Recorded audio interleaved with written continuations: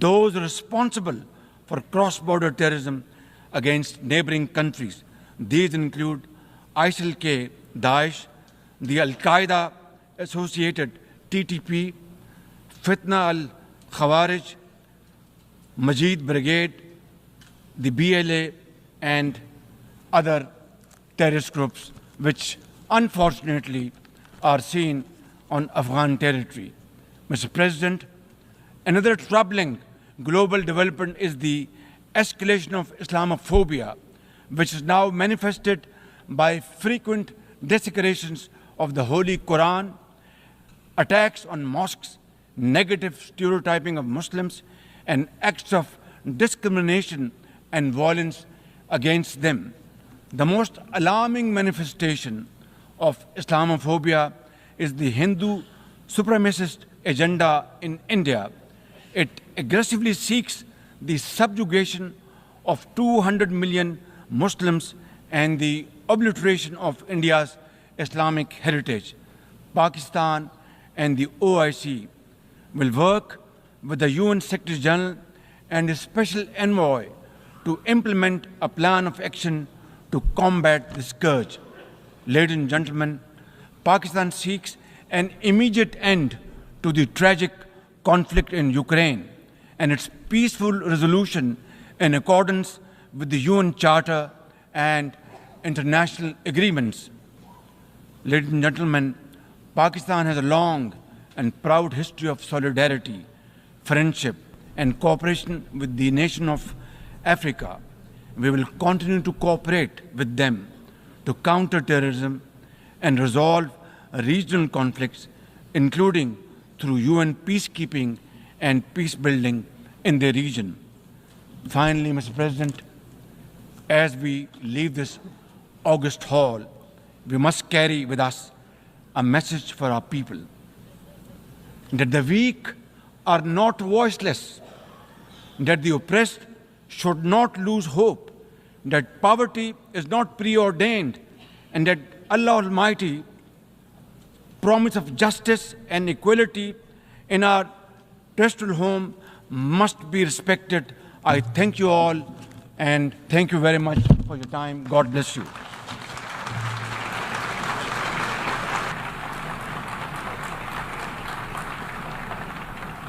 On behalf of the Assembly, I wish to thank the Prime Minister of the Islamic Republic of Pakistan.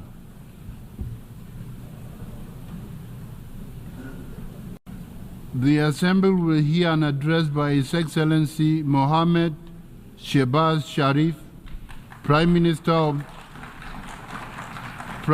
of the Islamic Republic of Pakistan. I request protocol to escort His Excellency and invite him to address the Assembly.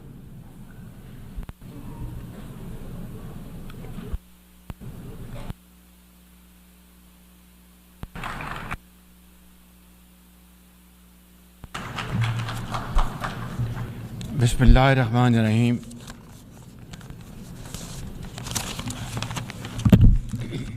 Mr. President,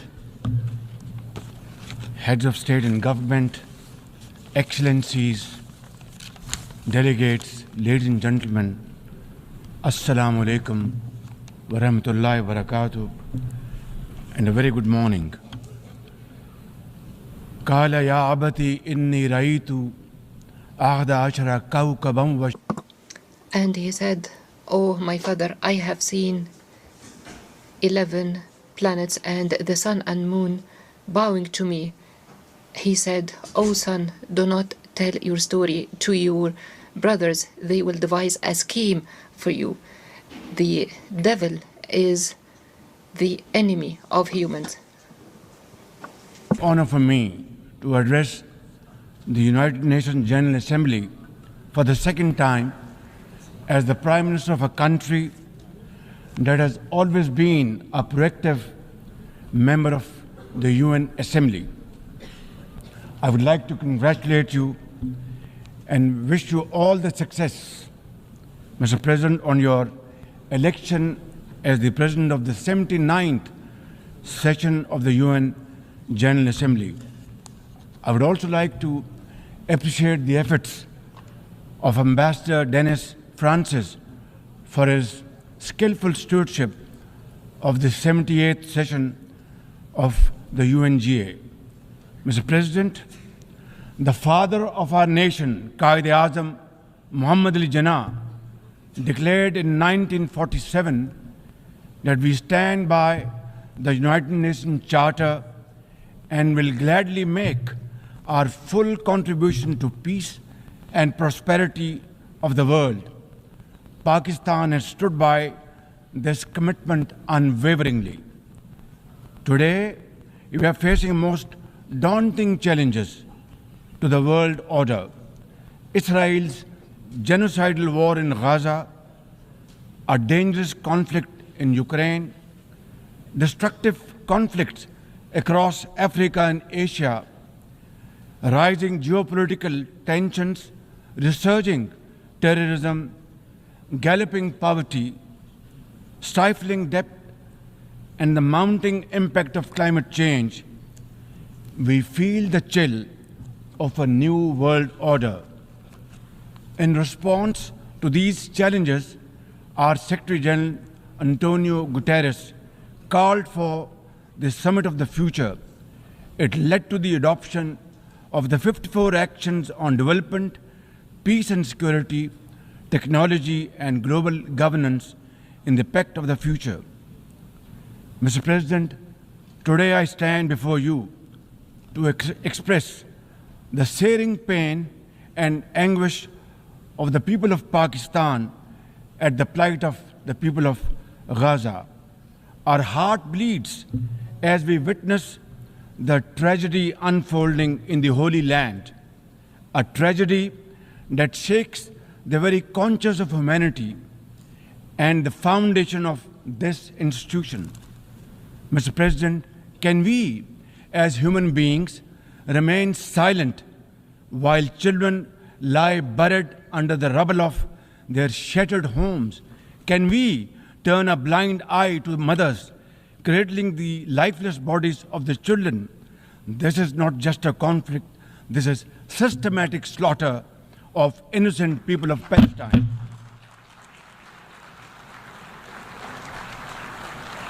Ladies and gentlemen, an assault on the very essence of human life and dignity. The blood of Gaza's children stains the hands of not just the oppressors, but also those who are complicit in prolonging this cruel conflict. When we ignore their endless suffering, we diminish our humanity. It is not enough to condemn, Mr. President. We must act now and demand an immediate end to this bloodshed. We must remember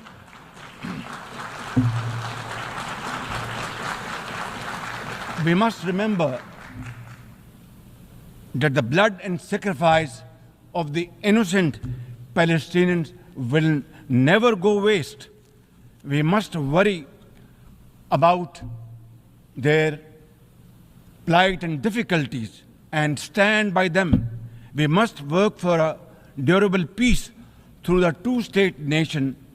We must seek a viable, secure, contiguous and sovereign state of Palestine based on the pre-1967 borders with Al-Quds al-Sharif as its eternal capital, and to advance the goals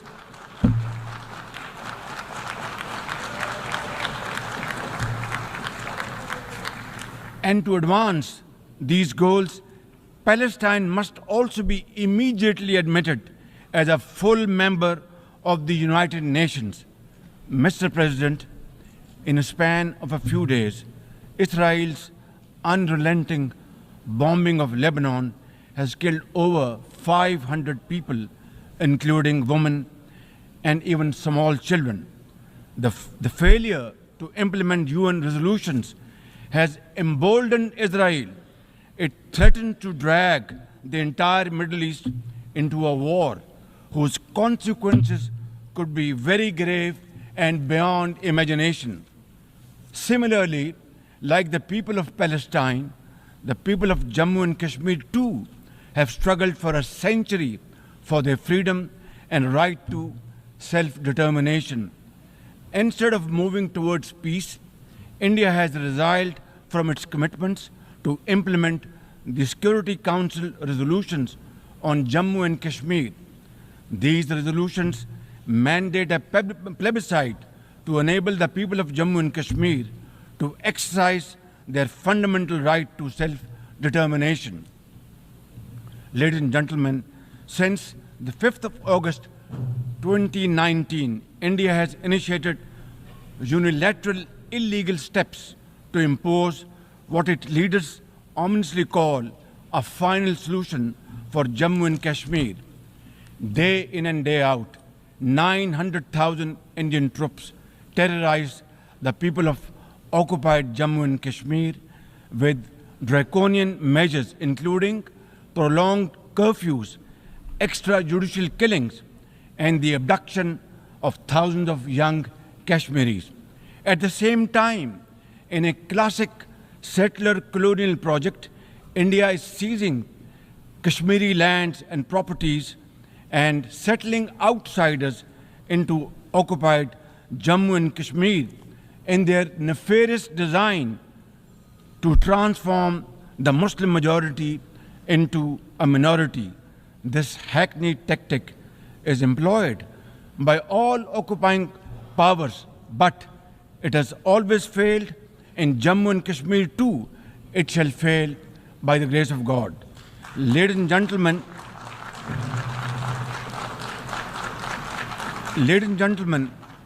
the Kashmiri people are resolute in rejection of the false Indian identity.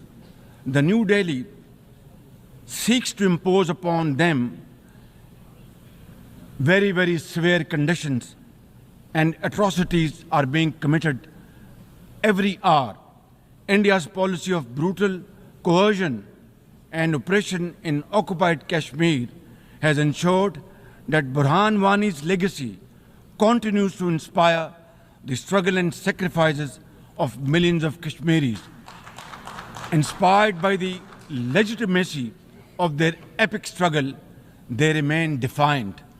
Their heart-wrenching stories remind us that behind every statistic lies a human life, a dream deferred, and a hope shattered. Even